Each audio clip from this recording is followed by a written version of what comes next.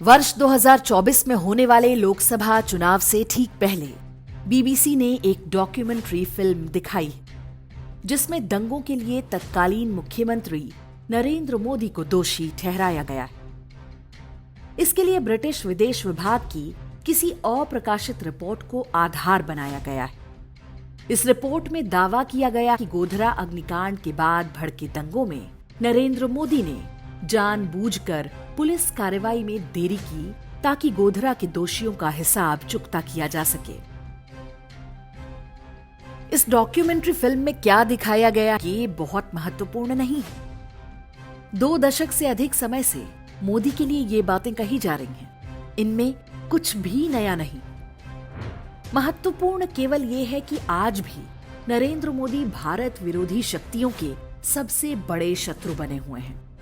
ऐसा शत्रु जिसका नष्ट होना उनके अस्तित्व के लिए आवश्यक है। वो बार बार हमले करते हैं और बार बार मुंह की खाते हैं। नरेंद्र मोदी पहले बहुत कट्टर हिंदूवादी नेता हुआ करते थे। भारत विरोधी शक्तियों को मुंह पर करारा जवाब देते थे। Don't try to preach us the human rights.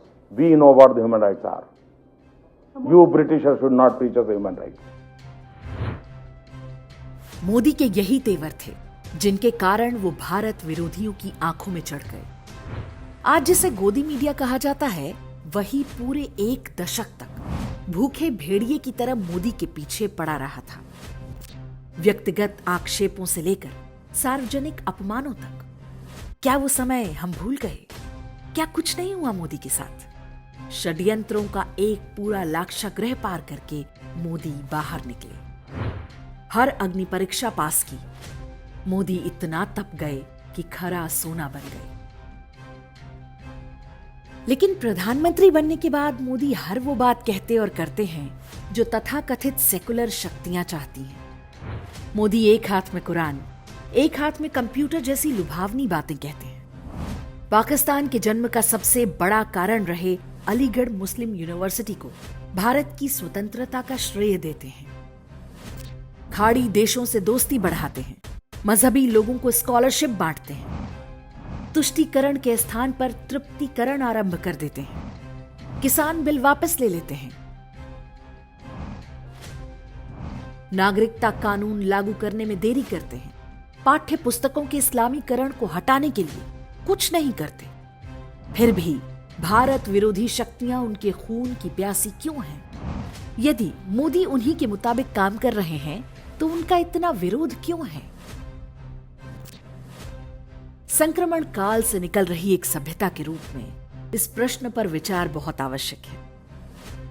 Modi ने हिंदुत्व के लिए क्या किया, क्या नहीं किया, ये गिनना आवश्यक नहीं है। हो सकता है कि उन्होंने कुछ काम किए हों और कुछ में भयानक रूप से विफल रहे हों। लेकिन यही क्या कम है कि आज हम भारत के प्रधानमंत्री से सनातन धर्म के हितों के लिए काम करने की आशा करने लगे हैं।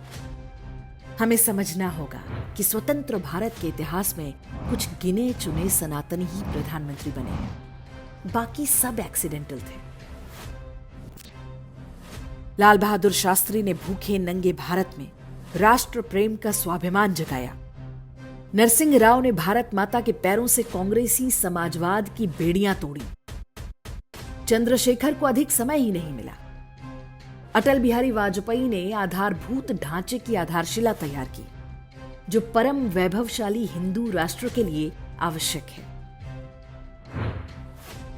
नरेंद्र मोदी आज अपने हिस्से का युद्ध लड़ रहे हैं। उन्होंने क्या किया, क्या नहीं, इसकी समीक्षा इतिहास करेगा।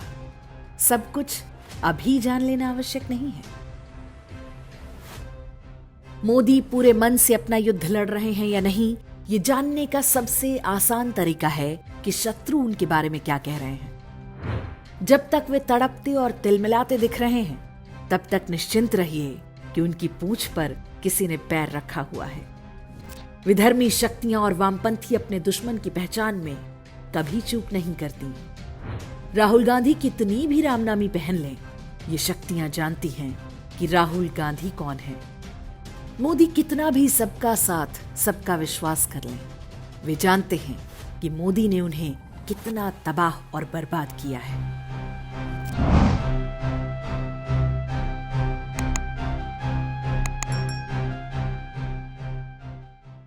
इंडेक्स ऑनलाइन के वीडियो समाज को समर्पित हैं। आप इनको डाउनलोड करके जैसे चाहे वैसे प्रयोग कर सकते हैं। चाहे तो आप हमारे टेलीग्राम चैनल से जुड़ सकते हैं। वहां सारे नए पुराने वीडियो आपको मिल जाएंगे।